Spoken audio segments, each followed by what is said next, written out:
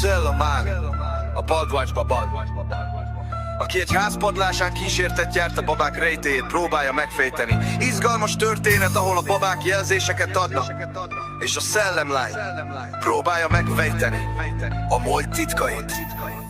Lépcsők recsegnek, ropognak a lábai alatt a sötétben.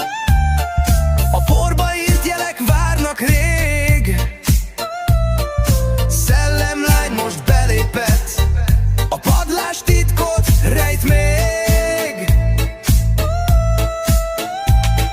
A levegő hideg, a csend sikolt, egy ár suhan át a szoba falán. A babák néznek, szemük üres, de mintha azt súgnák végre a szellemlány itt van már, és válaszol. Egyik mozog, a másik nevet, egy régi dallam szól odafent. A falak mögött egy hang beszél, egy elveszett lélek kiválaszt, remél. A babák jeleznek, árnyak táncolnak a fény helyett. A múlt üzen, a padlás szól, a szellemlány itt van és válaszol. Egy titkos jel a szobában, valaki még itt felel. A szemek égetnek, a hang hív már.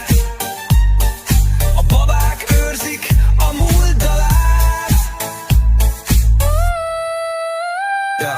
Egyikük régi, arca repet, kezében egy lap, egy név remeg. Ki volt ő?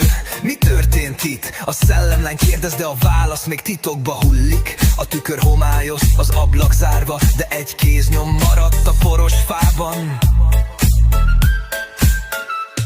Egy babát megérint, és a lámpa villan. Egy sikoly szól, egy ajtó kinyílik. A múltat látjuk, a múlt beszél. Egy árva gyermek, ki egyedül él. A babák most jeleznek, segítséget kérnek a szellemlánytól végleg. A babák jeleznek, árnyak táncolnak a fény helyett. A múlt üzen, a padlás szól, a szellemlány itt van és válaszol. Egy titkos jel a szobában, valaki még itt felel. A szemek égetnek, a hang hív már. A babák őrzik a múlt dalát. A babák most elcsendesültek, a lelkek végre nyugalmat leltek. Szellemlány új útra lép, de a padlás örökre megőrzi az emlékét.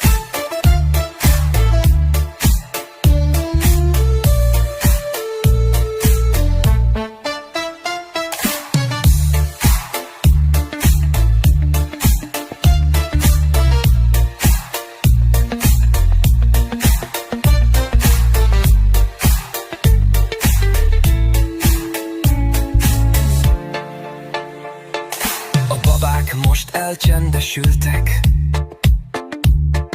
a lelkek végre nyugalmat leltek. Szellemlány új útra lép, de a padlás örökre megőrzi az emlékét.